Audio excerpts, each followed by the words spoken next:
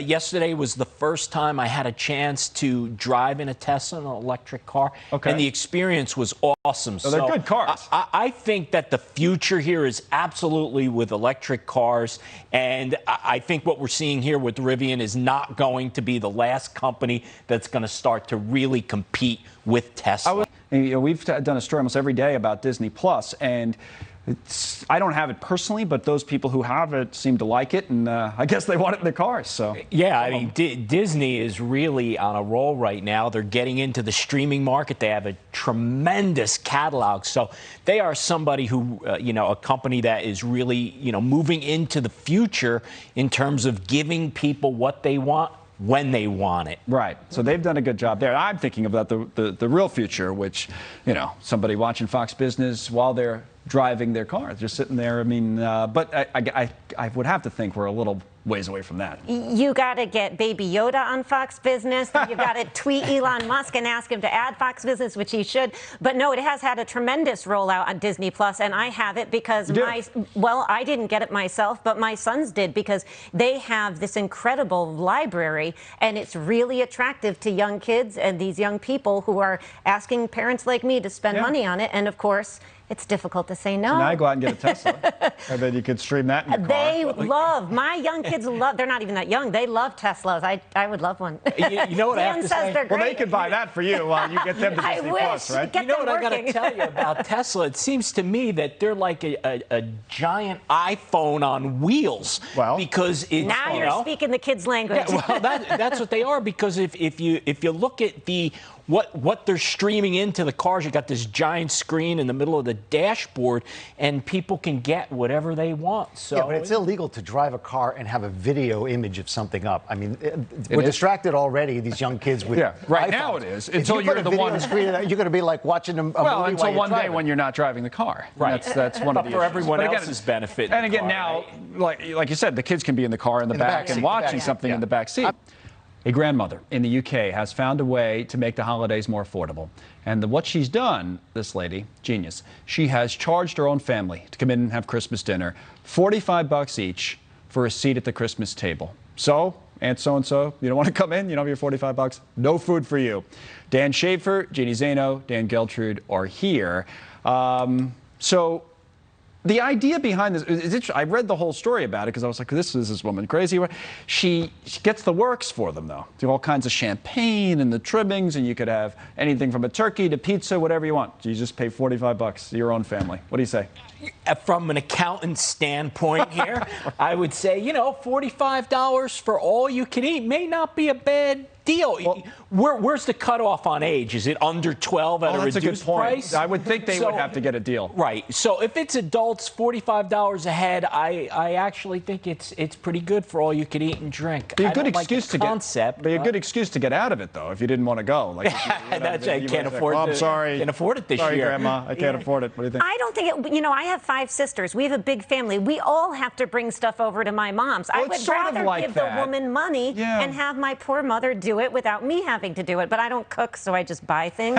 But, so I think this is great. And I don't see it as much different than what we do, a big Italian tradition. That's not a bad point. You can't go over empty-handed. You got to bring something. So I prefer cash. So. In this case, that's a good point. To be fair to this woman, she does everything. She does it. She cleans up, she does the dishes, she does everything. But she just wants the $45, Venmo it over or whatever. Right. Any way you can get it. It's like a potluck dinner without the potluck. You just bring the money. But I wonder if she's making a profit. Well, did you see?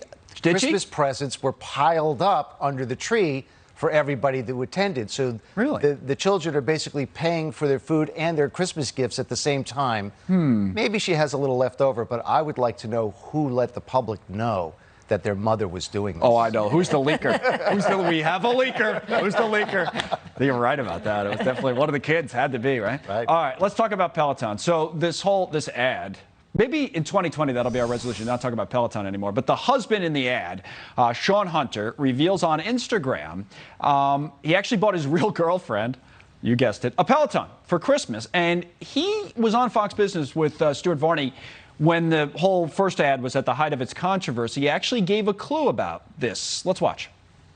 I was actually thinking of getting her something similar for Christmas. It wasn't going to be a Peloton, but it was going to be kind of an exercise class, and we would be doing it together. She loves physical activity. We do classes together, so we don't have a problem doing that at all.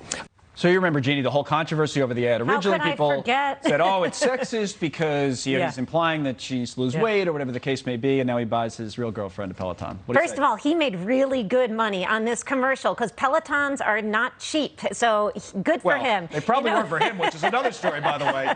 You give it, the girlfriend knows he probably got a deal, maybe got the thing for free. Oh, I didn't think of that. He got it for free. But I think it's great, and she doesn't look as frightened as the lady in the commercial did, so I think it's great. Well, look, I think Peloton is killing it here. I mean, what started off as this regular ad on their bikes here, it just going to the next level, and it keeps going and going. It's tremendous. No, it's exactly right. It's like people are talking about it, and then people say, well, maybe I want to get one of those. Well, that's the old saying: bad publicity is better than no publicity. In this case, it's out there. But yeah, I think this world is just too politically correct. Even comedians are having trouble doing. There's nothing wrong with him buying this for his girlfriend or wife or whoever he wants.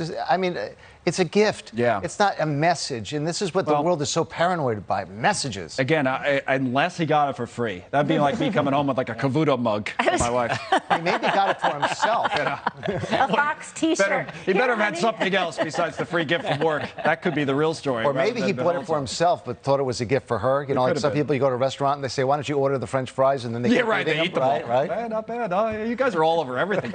Speaking of which, this last story, I know Dan wants to talk about this. Caffeine. Can caffeine help you cut down the extra Christmas weight that you might put on? Well, a new study suggests drinking 4 cups of coffee every day could reduce weight gain.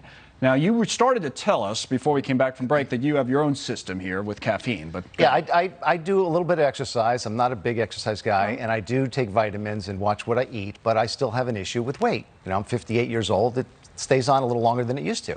So through my research, I found this tea called oolong tea. Right. And oolong tea is known to help burn or adjust the body so that it tries to burn fat.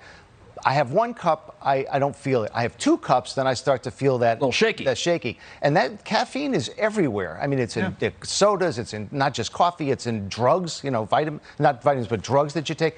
So you're a believer. I'm a believer, and it does other things to the body, and I don't want to go into that now, but people could research this because it really has a lot of positives, but too much is a big negative, and people need to be aware. When they get that shakiness, that's your level. I don't know, Dan, what you had at Christmas dinner, but if you want a cup of coffee, you can have one on the way out. Thank you. Listen, I don't know how much I'm buying into this as it pertains to me, because if I'm having a cup of coffee and I'm putting my cream and sugar in it, I think there's probably an offset. So you got to look at what the fine print is. Is it drinking coffee straight up and getting all that caffeine? That's personally not how I enjoy coffee. 4 cups is kind of a lot. When I work mornings, maybe it wasn't. Real quick, we got to go. You know, you're better off going to the gym and eating right. I think so. But have your coffee. By the way, fine. that's the answer to all of these things. It's so true. Thank you, guys. Great stuff. Merry Christmas to everybody. Again, thanks for all the time on this show. We had a lot of fun and covered a lot of ground on the day after Christmas.